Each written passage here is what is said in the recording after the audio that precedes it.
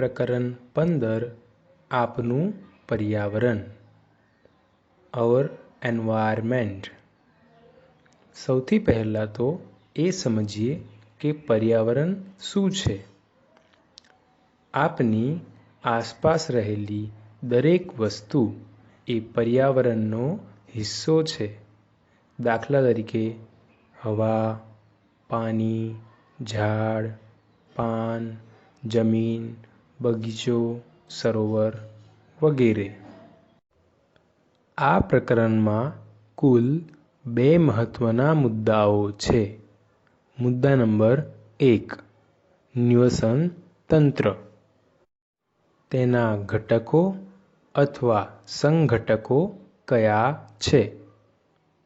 Ecosystem, what are its components, બધા જ જૈવિક તથા વાતાવરણના અજૈવિક ઘટકો કે કારકો સંયુક્ત રીતે નિવસન તંત્ર રચે છે। જૈવિક ઘટકો એટલે સજીવો જેવા કે મનુષ્ય, પ્રાણી, પક્ષી, વનસ્પતિ વગેરે તથા અજૈવિક ઘટકો એટલે કે ભૌતિક પરિબળો જેવા કે તાપમાન, વરસાદ, હવા, ભૂમિ તેમજ ખનિજ પદાર્થો કે તત્વો। ઉદાહરણ તરીકે બગીચામાં ઘાસ, વૃક્ષો, છોડ અને દેડકાઓ, કીટકો તેમજ પક્ષીઓ હોય છે। આ બધા જ સજીવો પરસ્પર આંતરિક ક્રિયાઓ કરે છે અને તેઓની વૃદ્ધિ, પ્રજનન તેમજ અન્ય ક્રિયાઓ નિવસન તંત્રના અજૈવિક ઘટકો દ્વારા અસર પામે છે। આમ બગીચો એક નિવસન તંત્ર છે। આમ નિવસન તંત્ર 2 પ્રકારે છે। પહેલું નૈસર્ગિક નિવસન તંત્ર એટલે કે જંગલ, તળાવ અને સરોવર। બીજું માનવ સર્જિત અથવા કૃત્રિમ નિવસન તંત્ર એટલે કે બગીચો કે ઉદ્યાન અને ખેતર। આહાર શૃંખલા તેમજ આહાર જાળ અથવા પોષણ શૃંખલા તેમજ પોષણ જાળ। કુદરતમાં આહાર શૃંખલા અથવા પોષક શૃંખલા 3 સ્થાનોએ જોવા મળે છે। 1 જંગલમાં, 2 તૃણભૂમિમાં અને 3 ખાબોચિયામાં। હવે આપણે વાત કરીશું પોષક સ્તર વિશે। ઉત્પાદકો, જે સજીવો પોતાનો ખોરાક જાતે જ બનાવે તેને ઉત્પાદકો કહે છે। દાખલા તરીકે લીલી વનસ્પતિ, જે સૂર્યપ્રકાશની હાજરીમાં ક્લોરોફિલ નામના રંજક દ્રવ્ય વડે પ્રકાશ સંશ્લેષણની ક્રિયા દ્વારા પોતાનો ખોરાક જાતે જ બનાવે છે। જે સજીવો પોતાના જીવન નિર્વાહ માટે ઉત્પાદકો એટલે કે લીલી વનસ્પતિનો ઉપયોગ કરે તેમને પ્રાથમિક કક્ષાના ઉપભોગીઓ કહે છે। દાખલા તરીકે તીતીઘોડો, કરચલા, હરણ વગેરે। દ્વિતીય ઉપભોગીઓ એટલે કે માંસાહારીઓ, જે સજીવો પોતાના જીવન નિર્વાહ માટે પ્રાથમિક કક્ષાના ઉપભોગીઓનો ખોરાક તરીકે ઉપયોગ કરે તો તેમને દ્વિતીય કક્ષાના ઉપભોગીઓ કહે છે। દાખલા તરીકે વાઘ, સાપ, બગલો વગેરે। તૃતીય ઉપભોગીઓ એટલે કે ઉચ્ચ કક્ષાના માંસાહારીઓ, જે સજીવો પોતાના જીવન નિર્વાહ માટે દ્વિતીય કક્ષાના ઉપભોગીઓનો ખોરાક તરીકે ઉપયોગ કરે અથવા મૃત અવશેષોનું વિઘટન કરે તેવા બેક્ટેરિયાઓ, વિઘટકો એ તૃતીય કક્ષાના ઉપભોગીઓ કહેવાય છે. દાખલા તરીકે ગીધ, વિઘટકો, બેક્ટેરિયા વગેરે. ઊર્જા હંમેશા નીચલા પોષક સ્તરથી ઉપલા પોષક સ્તર તરફ જ વહન પામે છે. સ્વયંપોષી એટલે કે જે પોતાનો ખોરાક જાતે જ બનાવે તેમાંથી ઊર્જા હંમેશા વિષમપોષી એટલે કે જે ખોરાક માટે બીજા સજીવ પર આધાર રાખે તેમજ વિઘટકો સુધી જાય છે.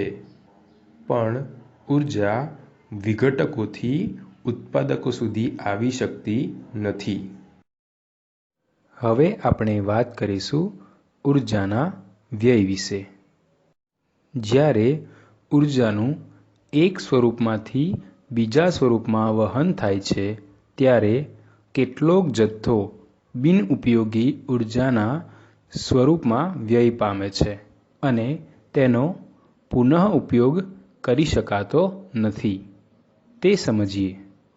એક સ્થલજ નિવસન તંત્રમાં લીલી વનસ્પતિઓના પર્ણો દ્વારા પ્રાપ્ત થનારી સૌર ઊર્જાનો લગભગ 1% ભાગ ખાદ્ય ઊર્જામાં રૂપાંતરિત થાય છે.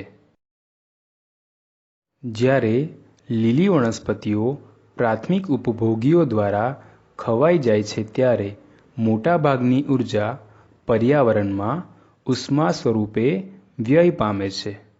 જ્યારે કેટલીક માત્રાનો ઉપયોગ પાચન જેવી જૈવિક ક્રિયાઓમાં, વૃદ્ધિ તેમજ પ્રજનનમાં થાય છે. ખાધેલ ખોરાકની માત્રાના લગભગ 10% જ સજીવ શરીરમાં સંગ્રહ પામે છે, જે તેની આગળના પોષક સ્તરના ઉપભોગીઓ માટે પ્રાપ્ય બને છે. આમ આપણે કહી શકીએ છીએ કે પ્રત્યેક સ્તર પર પ્રાપ્ય કાર્બનિક પદાર્થોની માત્રાની સરેરાશ 10% જ ઉપભોગીઓના આગળના સ્તર સુધી પહોંચાડે છે. ઉપભોગીઓના આગળના સ્તર માટે ઊર્જાની ખૂબ જ ઓછી માત્રા પ્રાપ્ત હોય છે. આમ આહાર શૃંખલા સામાન્યતઃ 3 અથવા 4 ચરણની હોય છે. પ્રત્યેક ચરણ પર ઊર્જાનો વ્યય વધારે થાય છે, જેના કારણે ચોથા પોષક સ્તરના પછીના સજીવો માટે ઉપભોગી ઊર્જાની માત્રા ખૂબ જ ઓછી રહી જાય છે. સામાન્ય રીતે નીચેના પોષક સ્તરમાં સજીવોની સંખ્યા વધારે હોય છે, એટલે કે ઉત્પાદકોના સ્તરમાં આ સંખ્યા સૌથી વધારે હોય છે. વિવિધ આહાર શૃંખલાઓની લંબાઈ તેમજ જટિલતામાં ખૂબ જ ભિન્નતા હોય છે.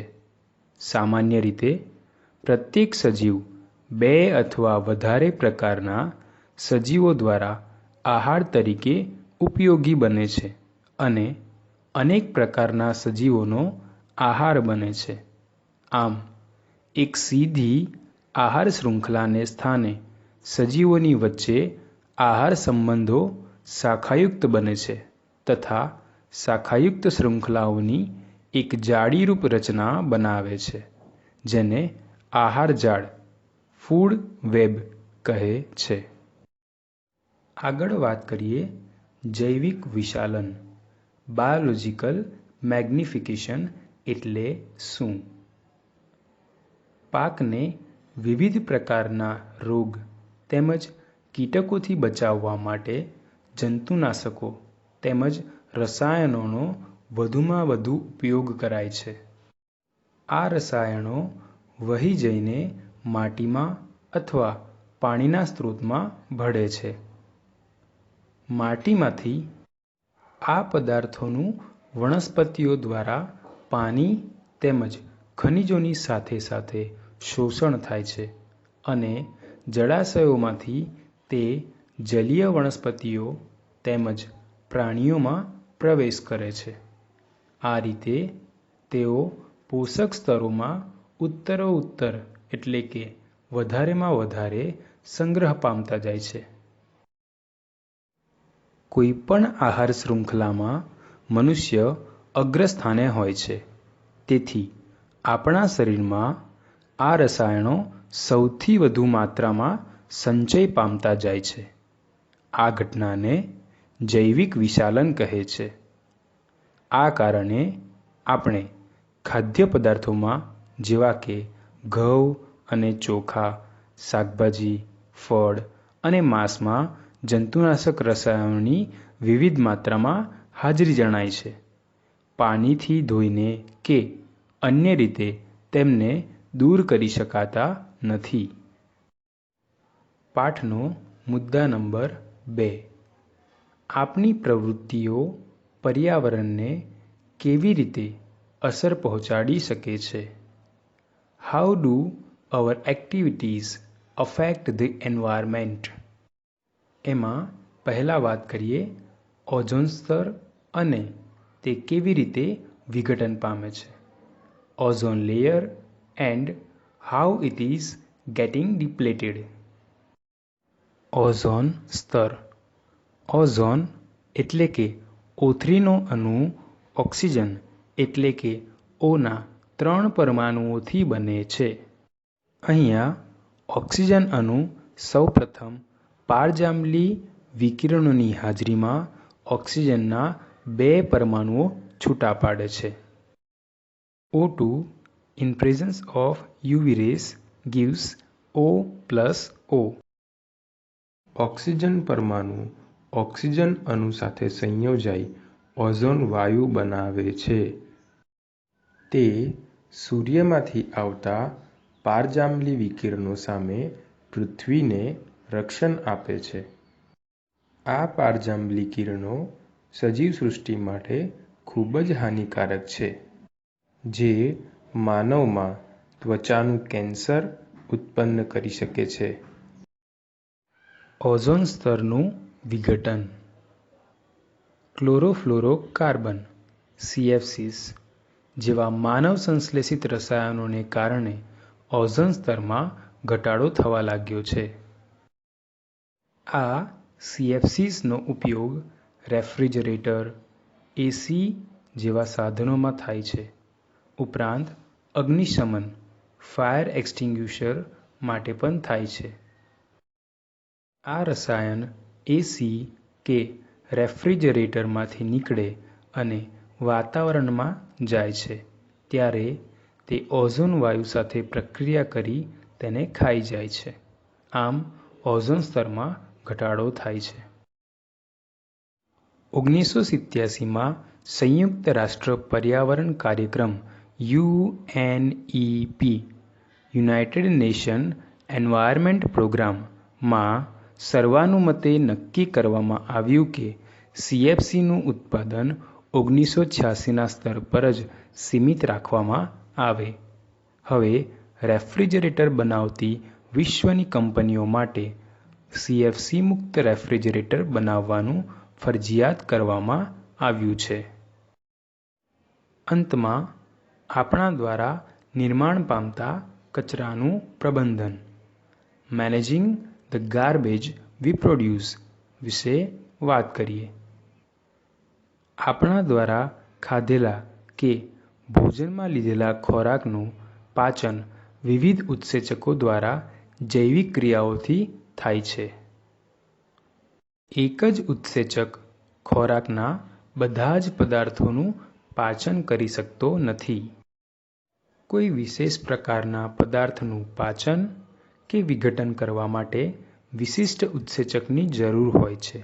એટલે જ કોલસા ખાવાથી આપણને ઉર્જા પ્રાપ્ત થતી નથી. આ કારણે જ પ્લાસ્ટિક જેવા માનવ નિર્મિત ઘણા બધા પદાર્થોનું વિઘટન જીવાણુ કે અન્ય મૃતોપજીવી દ્વારા થઈ શકતું નથી. જૈવ વિઘટનીય પદાર્થો એટલે કે જે પદાર્થો જૈવિક ક્રિયાઓ દ્વારા વિઘટન પામે તે શાકભાજી, માંસ, ઈંડા વગેરેનું વિઘટન પર્યાવરણમાં થઈ શકે છે, પરંતુ જૈવ અવિઘટનીય પદાર્થો એટલે કે જે પદાર્થો જૈવિક ક્રિયાઓ દ્વારા વિઘટન પામતા નથી તે. કાચ, પ્લાસ્ટિક, રંગકો વગેરે નું વિઘટન પર્યાવરણમાં થઈ શકતું નથી. આ જૈવ અવિઘટનીય પદાર્થો પર્યાવરણમાં લાંબા સમય સુધી પડી રહે છે અને પર્યાવરણ અને સાથે તેના અન્ય સભ્યોને પણ નુકસાન પહોંચાડે છે. તેથી આપણે ધ્યાન રાખીએ કે ડિસ્પોઝેબલ વસ્તુઓ વાપરવાનો આગ્રહ રાખીએ.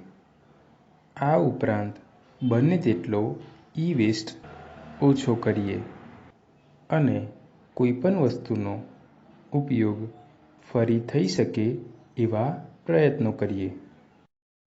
શહેરો દ્વારા કારખાનાઓમાંથી નદીઓમાં છોડાતું ગટરોનું પાણી સૌથી પહેલાં સુએજ ટ્રીટમેન્ટ પ્લાન્ટમાં લઈ જવું, જ્યાં ગંદા પાણી પર ક્રિયા કરી તેમાં એસિડનું પ્રમાણ ઘટાડી શકાય અને કેટલોક કચરો જેમ કે પ્લાસ્ટિક કાઢી લેવાય, જેથી નદીના પાણીમાં પ્રદૂષણનું પ્રમાણ ઘટાડી શકાય. અહીં આપનો પાઠ સમાપ્ત થાય છે.